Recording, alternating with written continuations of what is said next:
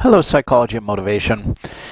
Well, we're winding down. This is just about it. So this is the next to last. That would mean it's the penultimate, in case you're trying to build your vocabulary, lecture. So we're going to talk growth motivation and positive psychology. Let us get right to it. Feeding time at the OK Corral there. A couple cats eating. We got Alice, Pigpen, Rosie, and Zelda.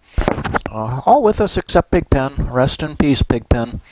That's Pigpen there. He's the orange and white one. So let us talk about holism and positive psychology. And holism really stresses a top-down master motive such as the self and its strivings towards fulfillment. So holism, when we talk in this regard, we're not kind of slicing and dicing to little need components. We're talking overall how do humans operate in their world. And in this case, the striving toward fulfillment is one of those big kind of global areas that would emphasize this. Right, Penelope? So you're getting pretty busy. It focuses on discovering human potential and encouraging its development, and kind of as a universal in that regard. So positive psychology, right, devotes attention to the proactive building of personal strengths and competencies, and holds at its core that those are inherently motivating that process to do so. So it seeks to make people stronger and more productive and to actualize the human potential in all of us. And think about positive psychology. We talk about psychology and its history from the late 1800s to the early 1900s, and then even to mid-1900s.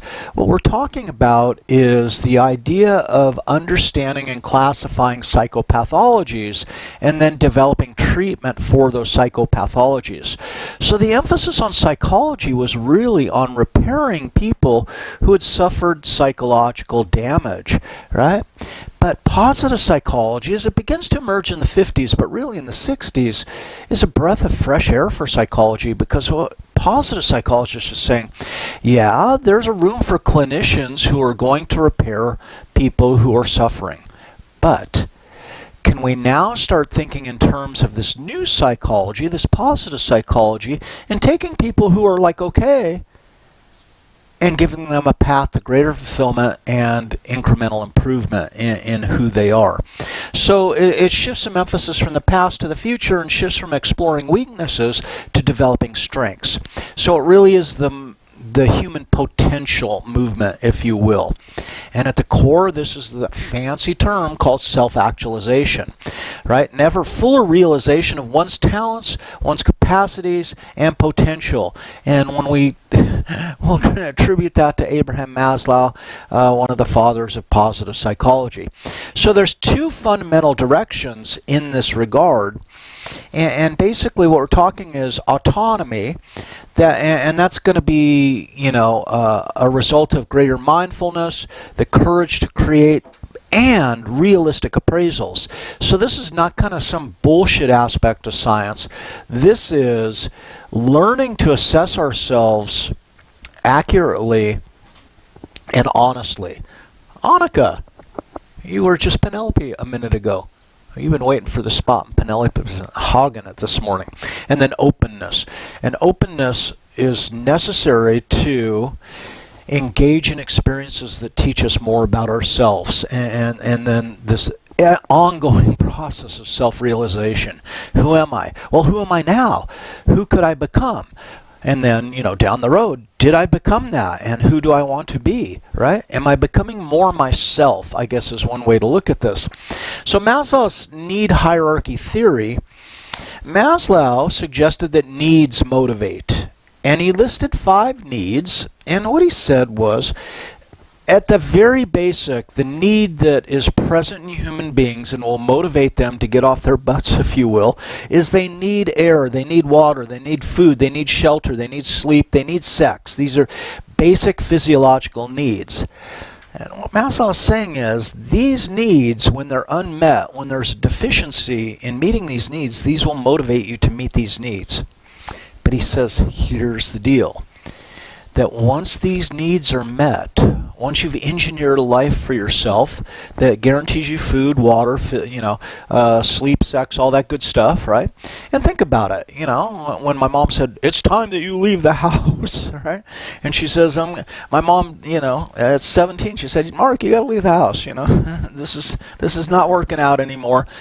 You go find yourself an apartment. I'm going to pay your first and last month's rent to move you into the apartment, but after that, you're on your own.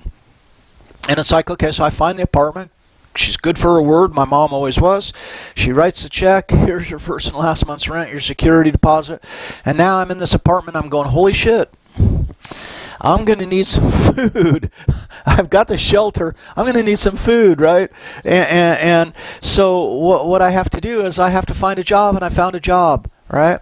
And once I got secure in that job, it was clear that I had had this job, this stupid job in a surplus store selling clothing, right, at minimum wage. But what it did allow me to do was to buy food and to pay my next month's rent.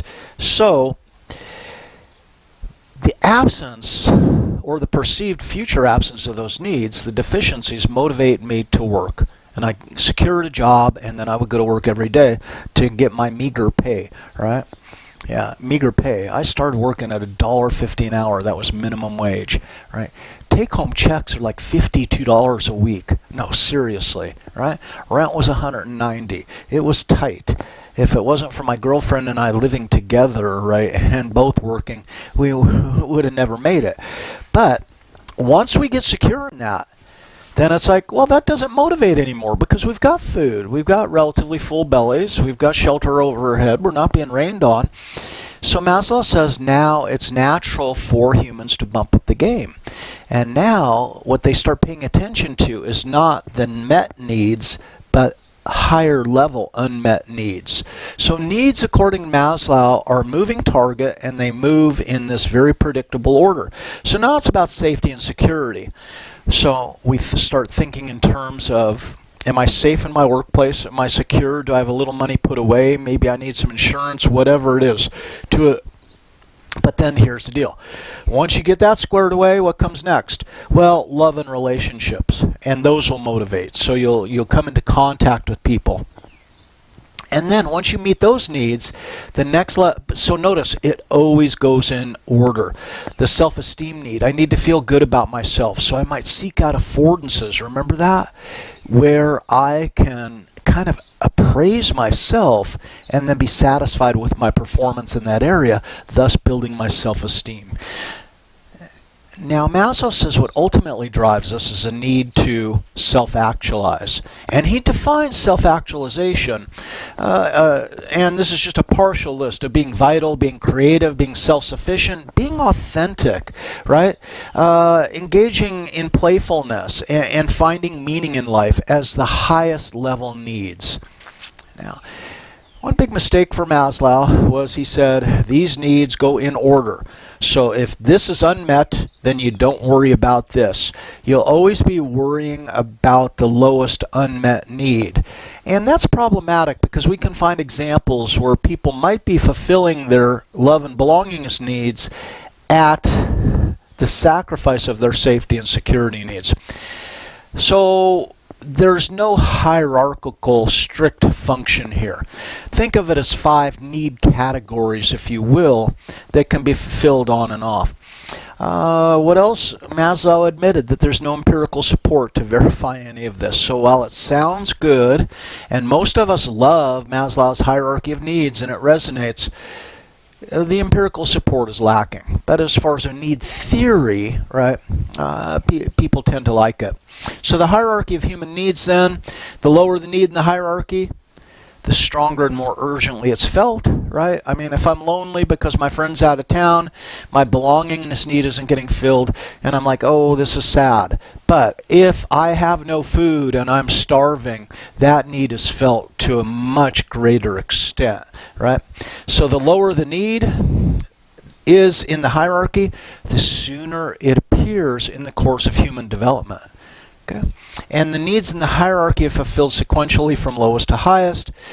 Issues with that, as I've suggested. Now I want to present another competing need theory, although it's super similar. Aldifer.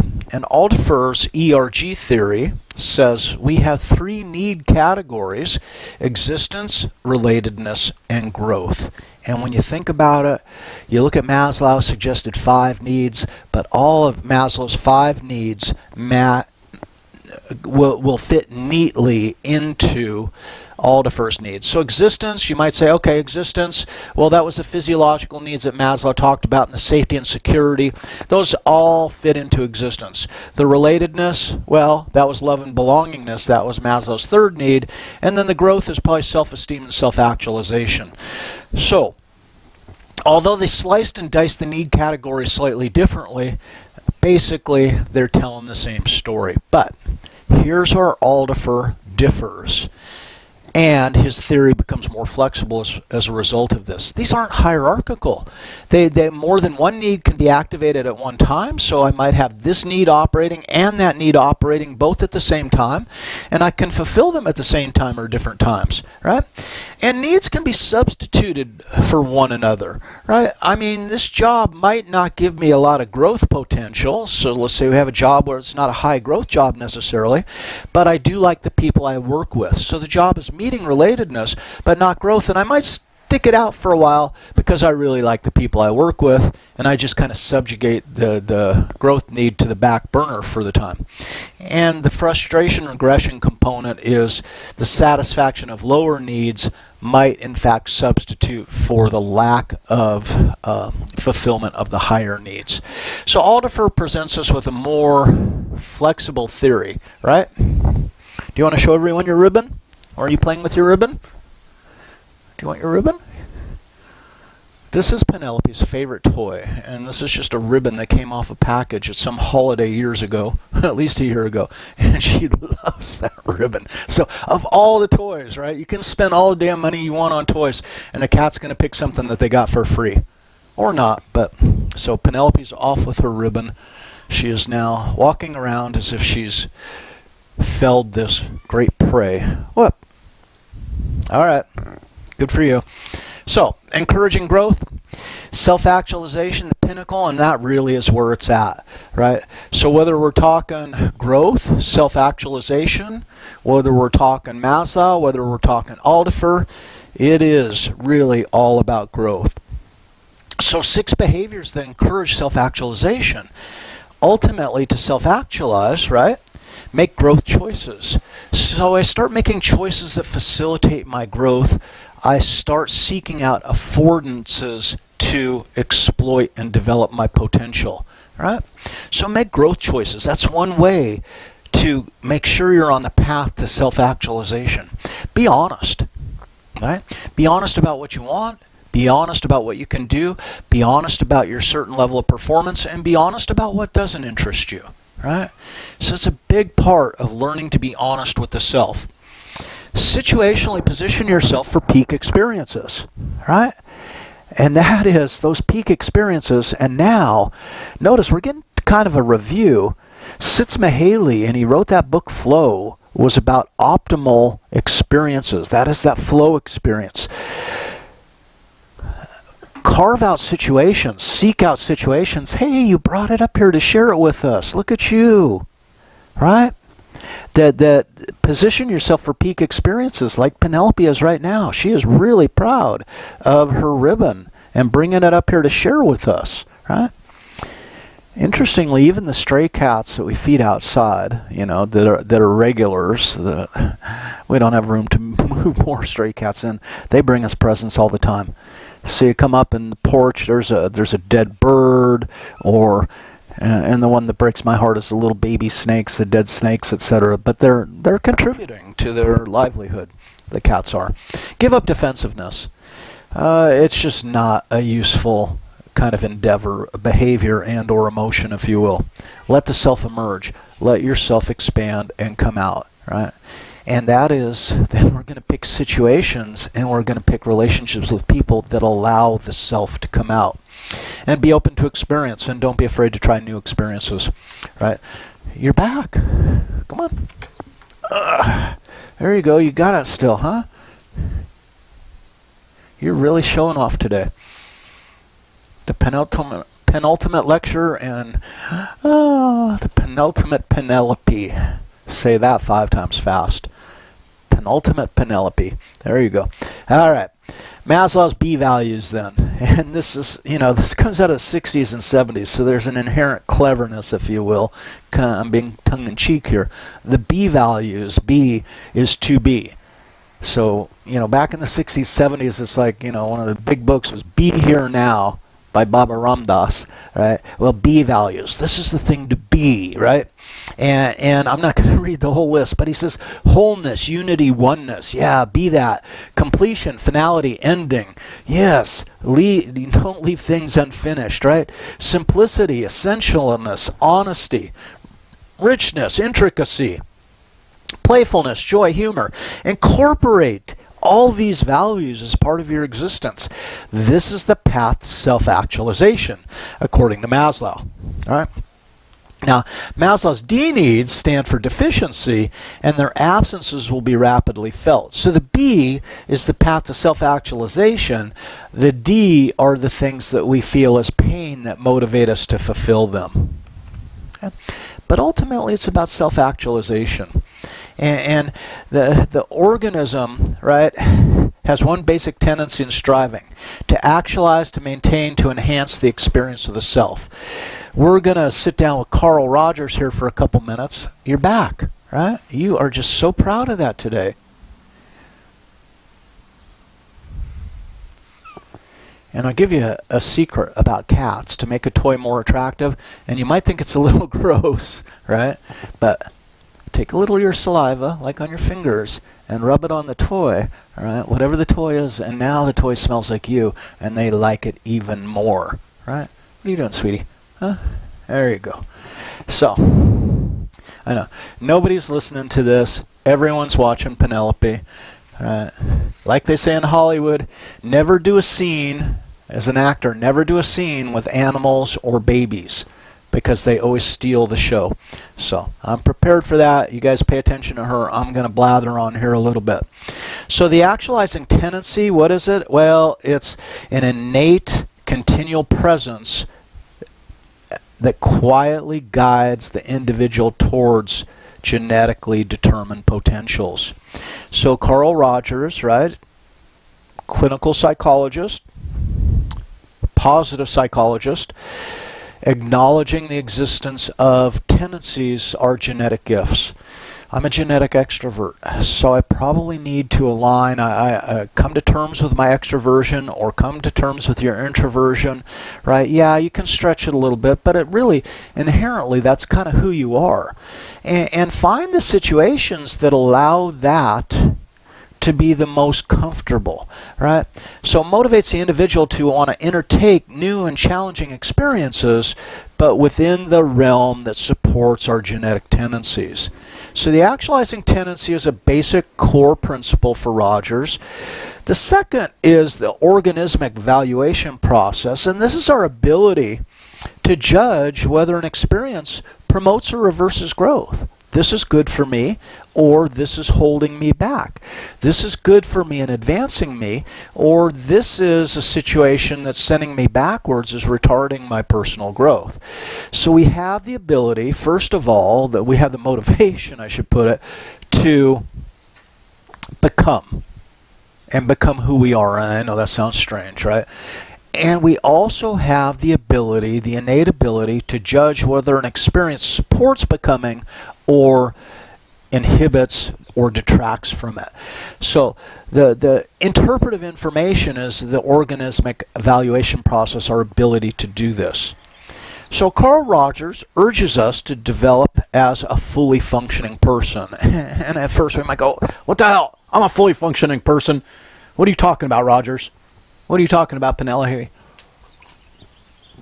Well, it's the term for a self-actualizing individual who has a self-concept, right, that is both positive. So I have a positive view of myself. My self-concept is generally positive. And here's the big deal, that it's congruent with reality. And I want you to consider, you guys know some people who think they're the frickin' poo, but they're wrong. They ain't. Right? So this is not only thinking well of myself, but having the evidence to support that evaluation, right? So this is the fully functioning person. We're self-actualizing, we're positive, and we're dealing in reality. Now, check out this little quote from Carl Rogers. I'm sure that many of us feel this way. When I look at the world, I'm pessimistic. But when I look at people, I'm optimistic. So looking at mankind might be problematic, but looking at individuals, we can see that there are people who are making shit happen. Right? So, to become the fully functioning person, once again, we operate in a phenomenological field, and the phenomenal field in which we operate is of great interest to Rogers, the therapist. That is, what is this person's life space? How do they view their existence? How do they view their situation and their surroundings, right? So this phenomenal field is your perceptions and your feelings. Now, Rogers posits two basic human motivations, and he's down with Maslow. He says, yeah, self-actualization, basic human motivation. Okay? And he says, but there's a second. And this is really kind of one of Rogers' own. It's unconditional positive regard. And that is, I want to be loved. I want people to care about me for who I am. Not who they want me to be, but genuinely for who I am. And this goes back to a book by Byrne in the 1970s. Funny book, self-help book. I'm okay, you're okay.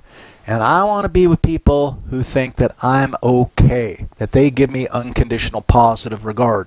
So how does this look? And I got a couple maps of this. We're going to start with the simplest map first, right, Penelope? And what we have here is, let's take the two basic human needs that Rogers is discussing. We have a need for self-actualization, that is to become who we are. I know, strange statement.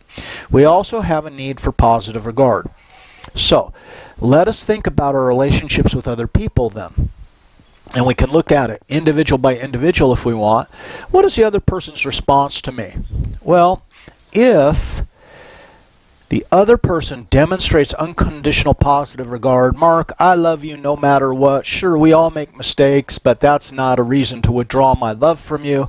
I love you whether you want to be a teacher, an author, or a lumberjack, right?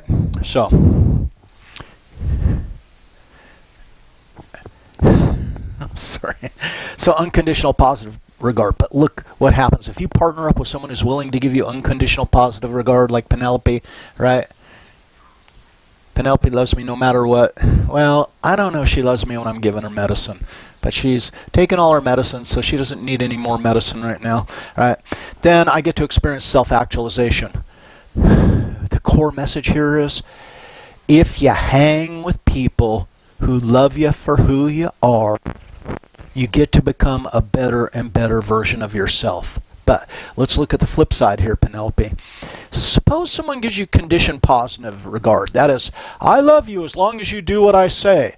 I love you as long as you operate within the boundaries I've set for you. Right? That's conditioned positive regard. That is, they're setting a life space for you to operate in, and if you deviate from it, they say, I don't like you anymore, or I'm going to pull my love away from you.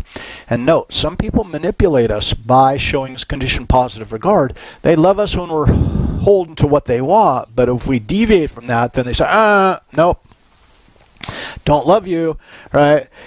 What happens is these people then are setting up boundary conditions, and this continues to show us where we don't measure up.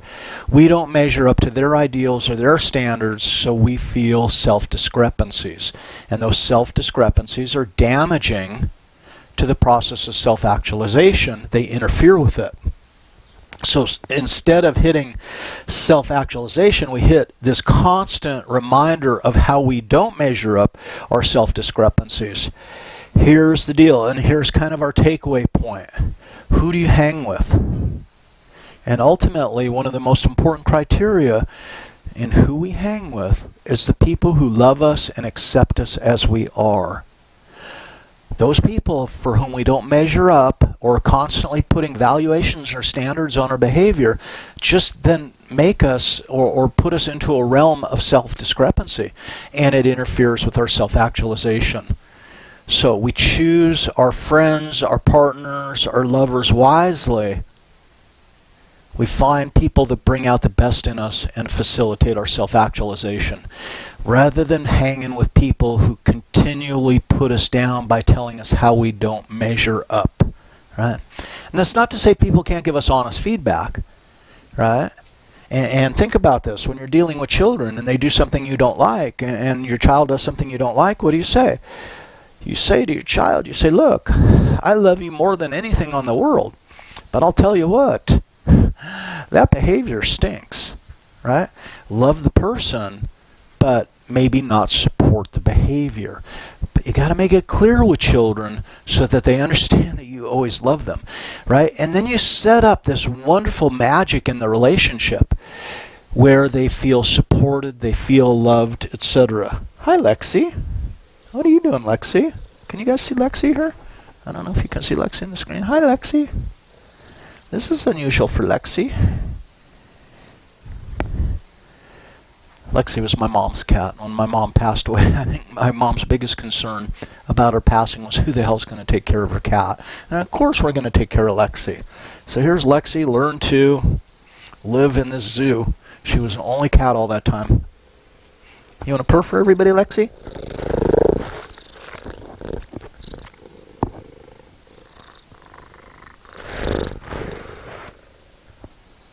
All right.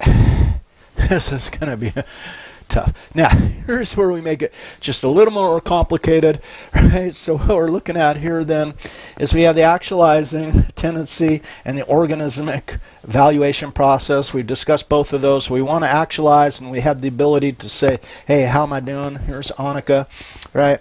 We have need for positive regard. The offering, this is the parental attitude, for example, offering of unconditional positive regard, social relations, experience, evaluate according with the evaluation process, and congruence in the fully functioning individual. So, like I was saying with parents, if they're offering us unconditional positive regard, it enhances the social relationship and puts us on the path to being congruent with the self-concept. And we discussed congruence big time, right? Now, let's look at the other. We have the emergence of the self. The self needs positive regard, but offering of conditional positive regard, that is our parents some parents use this technique of withdrawal of love. I love you until you do something wrong, and now I don't love you so much, right? Well, experience and evaluation in accordance with conditions of worth, that is we're faced with conditions that say you're worthwhile or you're worthless, and then we experience personal incongruence, right? And it's devastating, and it interferes with our self-actualization.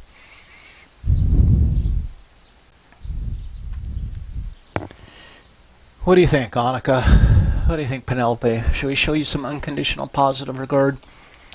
These two are sisters and they're besties, right? At night they typically sleep cuddled up with each other, so right in the middle of the bed. So there you go. Fully functioning individual then, what do we see? Well, we see the emergence, onset of innate desire, impulsive, right? Or motive, the acceptance, the desire, impulse, motive is accepted as is into the consciousness. This is who I am, right? And this is how I display who I am. And then the expression unedited communication of desire, impulse, or motive. So the fully functioning person is able to be essentially honest about what they want, who they are, and how they might work to achieve it. Questions about that? Again, we get back to this notion of being honest and being authentic. Creating then situations around us and relationships around us that let us do this to a greater and greater extent. Okay. Now, causality orientation. Well, autonomy causality orientation then relies on internal guides. And that is, who am I and what am I going to become is getting in touch with my needs and interests. I pay closer attention to one's own needs and feelings, right? And if needs go unfulfilled, do I suffer in silence, or do I incrementally try to engineer a life and relationship that allows me to meet those needs to a greater and greater extent? And this is really then relies on intrinsic motivation. I do this because it is me and this is what I want to do, and identified regulation, which is remember, as we said, the closest you can get to intrinsic motivation. So correlates then, we see positive functioning. We see higher levels of perceived self-actualization. We see higher levels of ego development. And remember the ego development by Levenger, right? And we see greater levels of openness to new experience, etc., as Carl Rogers and Abraham Maslow would suggest are good for us. The control causality orientation is I don't really want to do the work of investigating my own needs and desires for whatever reason that is, right? I rely on external guides, that is social cues. So what I want, I'm not really in touch with it. I don't know. It doesn't matter. I'm just paying attention to what other people are saying is important, and I allow that to guide me. I pay closer attention to behavioral incentives then, so I can operate on perceived rewards, right? Extrinsic motivations, and or I operate on social expectations. So what is everyone else doing? And I better do that so that I fit in, right? This relates to extrinsic regulation and introjected regulation, if you remember those terms from paper 1, right? So really we're in the process of tying these ideas together. Now, growth seeking versus validation seeking then? Well, validation seeking is striving for proving self-worth, competence, and likability. Well, the problem with this is then I'm always setting myself up to be judged by others. That is looking for their validation. So I say, look what I did, right? The thing is, if you have an intact organismic evaluation process, I can say to myself, look what I did and look at how this facilitates my growth and self-actualization. Do I want to give that away to someone else? Do I want to always have to seek someone else out and say, look what I did. Please love me and support me and acknowledge my activity. This is what children do, but ultimately, right, we can learn to do this for ourselves and gain the bonus of self-actualization as a result of it. So growth seeking is striving for learning, improving, and reaching personal potential. And for many of us, right, we can see that how college might work. College is an opportunity to better understand the self and learn and develop, right, as an autonomous human being. Or college can simply be a matter of trying to attain X number of points, to get X number of grades, to get X degree, so that people will pat us on the back when we leave, right, at graduation and say, good job, right? So are we trying to pull out something for ourselves intrinsically, or are we just trying to gain approval from others, right? And we can see the vulnerability to mental health difficulties if we are validation seeking, and we can see, you can look at the data here, right? Interaction anxiety, social anxiety, those who are primarily validation seeking have a relatively high correlation. Those who are growth seeking can free themselves from a lot in the way of anxiety disorders because they become their own judges. And we have the ability to do that, because let's take it as it is. I have an inherent need to self-actualize, and I have an ability to understand which activities push me towards self-actualization or inhibit it, right? To the extent that our parents and other people, the schools, haven't messed us up in that regard, right? So how do relationships support the self-actualization tendency? And there's nothing better than a good relationship in this regard, right? The quality of our interpersonal relationships. If we experience warmth, genuineness, empathy, people really can put themselves into our shoes, just as we repay the favor by being able to do the same for someone else, right? Interpersonal acceptance, accepting ourselves, but the other person accepting us as well. Confirmation of the other person's capacity for self-determination, that is calling their own shots. That is developing their own autonomy. This is what really typifies then a healthy relationship, an interpersonal relationship. So when I look at people with whom I'm interacting, are they warm? Are they genuine? Do they demonstrate empathy? right? Do they accept me? Do they show me unconditional positive regard? Right? Those are the relationships that one might value. Now, how relationships support the actualizing tendency, the other aspect of it. Helping others allows us to self-actualize. Relating to others in authentic ways and discussing who we are and what we're about. Promoting the freedom to learn. And many people, have the capacity to help us with that. And then the definition of the self. So let's take this in another context, because I'm sure as you are, I might be thinking in terms of partnerships, but let's talk about parenting as well. So Crosby, Still, Nash and Young have a song, Teach Your Children. And one of the lines is, teach your children well, so that's where I stole it from. Let's put it that way. Teach your children well. What do you need to do? Be authentic. Be yourself. Be genuine. Transcend their cultural conditioning and become world citizens. Understand how culture affects you. And understand how culture is essentially a limiting feature in many respects. Hey, look, we're awesome, but those other people, not so much. This gets problematic, right? Find their vocation and the right mate. So what is it that you do that enhances your authenticity, right? And who you hanging out with that facilitates that as well.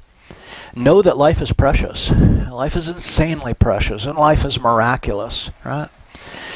Be good and joyous in all kinds of situations to the extent you can. Learn from their inner nature. So this is one thing that we learn from ourselves, to be ourselves. And see that basic needs are satisfied. And this is something that I think is hugely important for us to do for each other throughout the globe. Are we helping as global citizens, helping everyone on the planet move through Maslow's hierarchy? Are physiological needs being met for all of us? And what does it mean when they aren't for some but are for others? Right? What else can we do? Refresh your consciousness. Appreciate the beauty and other good things in life. I guess one of the things I love about gardening is, we're at that stage now. So what is it? Today is April 11th, April 12th. I've planted seeds, and they're in little cups of soil, and the seeds are now sprouting, and the pepper plants and the tomato plants are about this tall, the kale's about this tall, and they're getting ready to go out in the ground, and the garden's gonna look beautiful. The food is gonna taste fantastic, but it really is cooperating with nature to promote this miracle of life. And all the good things that come from it, right? Understand that controls are good and complete abandon is bad. So certain controls on behavior, there's nothing wrong with that, and that can be very authentic, right? Transcend trifling problems. That's why they're called trifles, right? It's a little thing.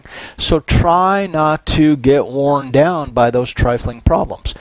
Grapple with serious problems such as injustice, pain, suffering, and death, and work to tackle those, and don't get distracted by the trifles. Be good choosers. How you spend your money, how you spend your time, and with whom you spend your time. Right? Be given practice in making choices, later allowing choices in their religious beliefs. And when we're talking about children, well, this is a tough one because we want to give children a system of values and morals to operate on. Do we want, and this is a very personal issue, so I'm just going to put it out to you as a question, do we want to force children to adopt our faith, or do we want to demonstrate multiple faiths and allow them to choose their own? And I know that's a hot button question, so I'm going to leave it there. I'm not saying one or the other, but consider the ramifications. Consider the difference.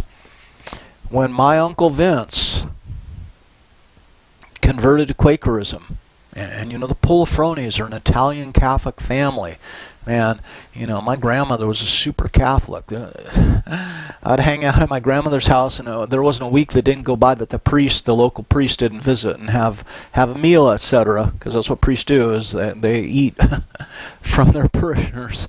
But Uncle Vince, her son, becomes a Quaker. So turns his back on Catholicism. And if that's not enough, World War II comes around, and Uncle Vince is now a Quaker, and he goes, I apply to be a conscientious objector. I don't believe in war. I'm not going to fight in World War II. So here are Uncle Vince's two brothers and sisters who all volunteer for the service, and Uncle Vince, the outlier, doesn't, and brings all kinds of shame upon the family, right? And it was years before a lot of people in the family would talk to him. They were kind of, set aside there. But over time, everyone accepted it. But does he have the right to choose his own belief? And why or why not? So, now, let's talk a little different here, the problem of evil. Two forms of discussion. How much of human nature is inherently evil? And note that the organism evaluation process has a little to say about that. Why do some people enjoy inflicting suffering on others? And that's a big question. It's not an easy question. This year, was it this year? Yeah, this year I read Erich Fromm's Escape from Freedom, and it looks at this idea through a very, very detailed analysis of sadism and masochism and how those might arise, etc. Some people do like to cause pain in others. And we can spend a lot of time saying, well, how did they come to that? Or maybe, we don't want to spend that much time. I don't care how they came to it. It's just something I don't want to be around. Right, and I have no room in my life for sadists. So if I'm hanging out with someone who likes to poke fun at others, or make other people squirm, or make other people feel bad about themselves, it doesn't take me long to detach from that person, lose their phone number, and hope that they lose mine. Right, I just don't have time or need for that. Humanistic theorist views: evil is not inherently in human nature. Evil arises only when experience injuries and damages the person, and thus they maybe then go to turn that damage outward. That's one possible explanation. Is it possible that people are born evil? I'll leave the big philosophical question for you in that regard. But to what extent do you want to be polluted by it? That's something that we might have more control over. Benevolence and malevolence are inherent in everyone.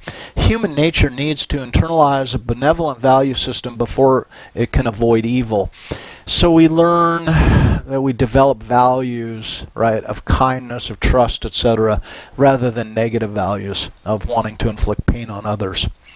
So positive psychology and growth. Positive psychology then looks at people's mental health, the quality of their lives, to ask what could be. It's forward-looking, seeks to build people's strengths and competencies. So that really is the emphasis. Building of personal strength then, what does this look like? The development of happiness, the increasing of happiness, enjoyment, resilience, capacity for flow, Csikszentmihalyi, right? Developing personal control, taking personal responsibility, optimism, optimistic explanatory style, looking at the bright side, if you will, developing a sense of hope, engaging in experiences and working hard so that we can have a sense of self-efficacy, accomplishment, the ability, the perceived ability to do so, associated with confidence, right? We set goals, but we set goals that are enhancing us rather than, shallow goals that are somewhat meaningless. We develop meaning in life, the passion to know, wisdom, all that, and so we go, toughness. This is not that we're going to be, lily-livered cowards, that you can do all this and be incredibly tough as a result of it. Self-determination, forgiving others, developing empathy and altruism. etc. And not ignoring our spirituality. The outcomes, if we're, successful in attaining even some of this, right, it fosters personal growth and well-being, right? Prevents human sickness from ever taking root within the personality, and that is the first line of defense against evil. Now, 3, illustrative personal strength. Well, for example, optimism. Understood as positive attitude, good mood associated with what it expects, right? Related to better physiological and physical health, psychological health as well. Next, developing a sense of meaning, a sense of purpose, internalized values, right, that then can guide us based on our own organismic valuation process rather than having that done for us from the outside, right? The act of creating meaning helps to prevent future sickness, both psychological and physical. And then eudaimonic well-being. That is well-being in terms of self-realization and self-actualization. This is the profound, meaningful experiences rather than well-being that's generated from having a couple beers, if you will. Now, let's take some criticisms. Let's poke our finger in the chest of positive psychology for a minute. Yeah, but what about? Well, the Pollyanna optimism. Oh my God, but there's a lot of evil in the world, The humanistic view emphasizes only one part of human nature. It doesn't want to discuss evil. It doesn't want to discuss pessimism or negativity, right? The unscientific concepts are a problem. Humanistic theories use a number of vague and ill-defined constructs, right? An unknown origin of inner guides. How is one to know what is really wanted or what is really needed by the actualizing tendency? And if you want an answer for that, it's kind of missing the point. The deal is, I want to call my own shots. I want to know who I am, and I want to put myself in situations where I self-actualize. How do I know? Well, not from asking other people. So in large part, it's experimentation with an honest and open evaluation of the results. Boy, I did this, and how did that work for me? Boy, I hung out with them, and how did that work for me? Right?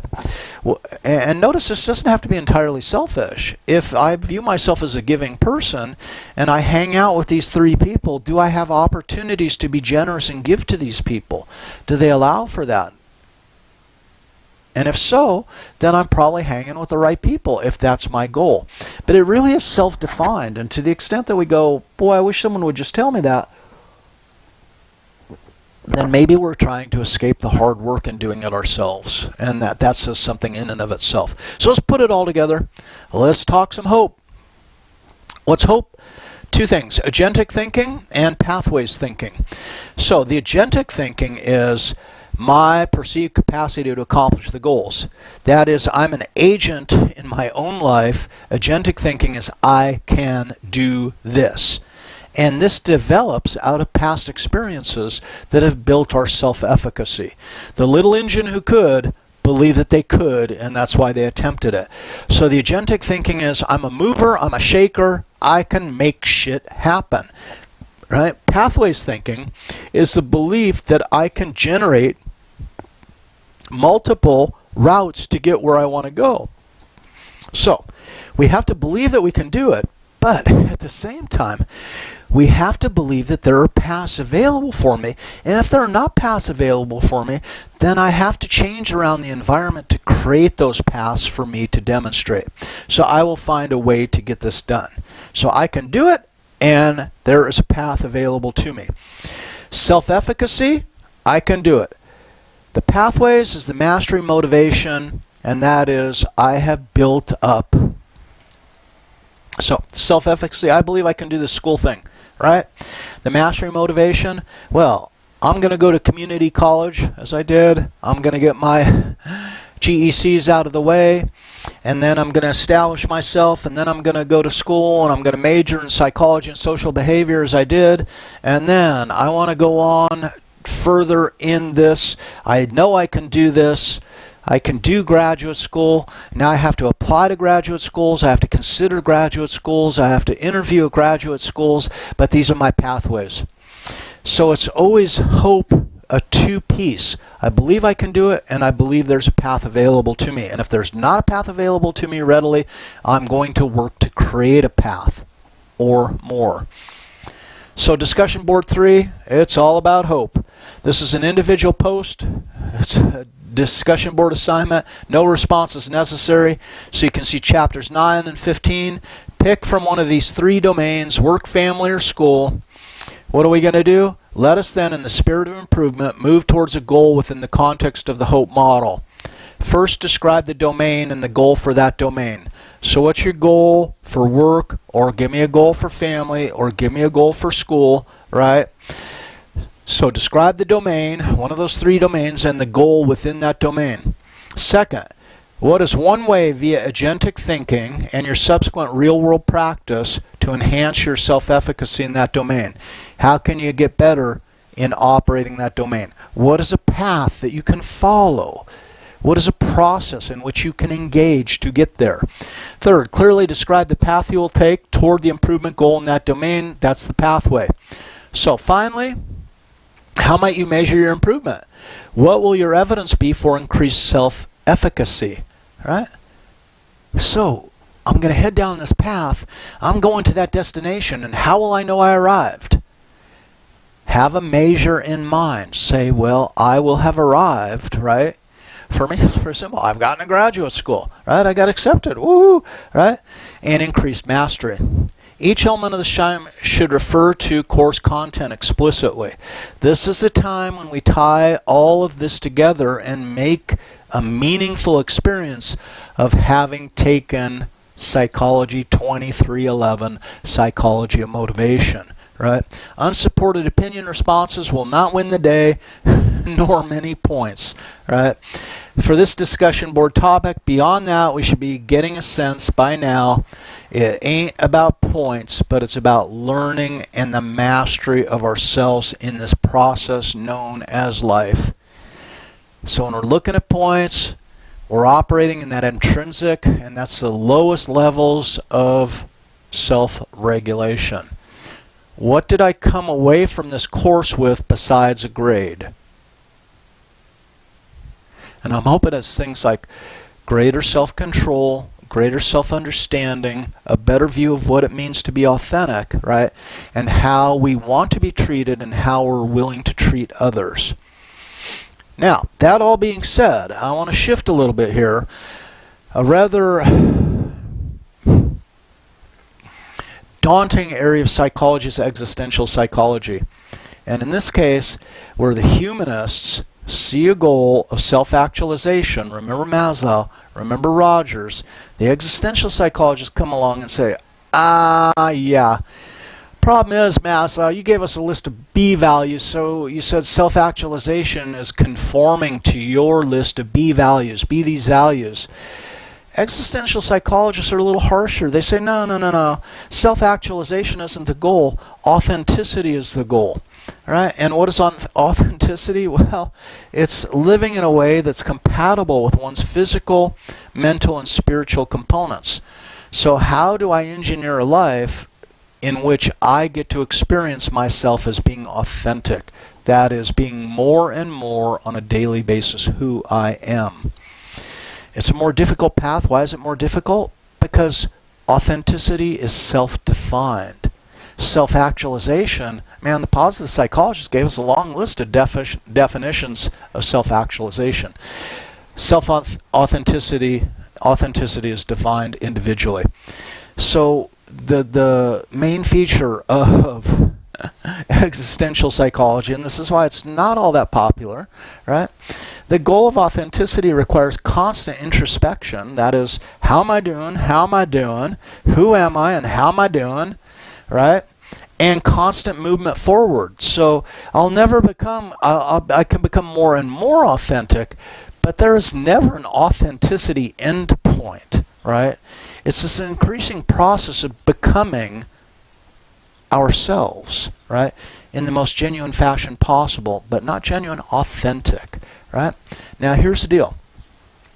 And when I cease moving towards becoming authentic, then I'm likely to experience guilt as a result of living my past self and not increasing my level of authenticity. So the downside is when I stop moving towards authenticity, I might feel guilty. But here's the motivator. I don't know about this. This may be a very non-motivational concept when you get right down to it. But when one moves forward to becoming authentic, more and more authentic, I can hope it works out well.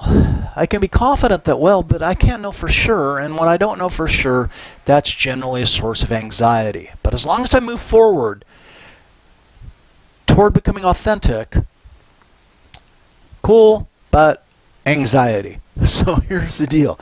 And as Rollo May puts it, we are left in a situation then, hey, this requires the courage to choose anxiety over guilt because that is the choice according to the existential psychologist. You can feel guilty for not moving forward, or you can feel anxious at moving towards the unknown. And that's the only two options. So you can see why existential psychology isn't the most popular point of view in the book. So, suggested reading, if you're interested in this, and especially as it ties to creativity, although I think it can also be tied to not artistic creativity, but creativity in the creation of the self and one's journey towards becoming more and more authentic. I'm a strong proponent of the book The Courage to Create by Rollo May. So, and there's our picture of Rollo May. So there you go. Anyway, I want to thank you guys for sitting through this one and putting up with the crazy cats. So here, let's end with some couple cats. There's Montana, and she's surveying Digby. Alas, our poor departed Digby, the friend to all cats and loved by all cats. So I hope you guys have a great day. And if you want to tune in, Lecture 16, not too far off, and that will cap it up. That's going to be kind of our conclusion, tying it all together. So, discussion board 3, there you go. I hope you guys have a great day. Bye.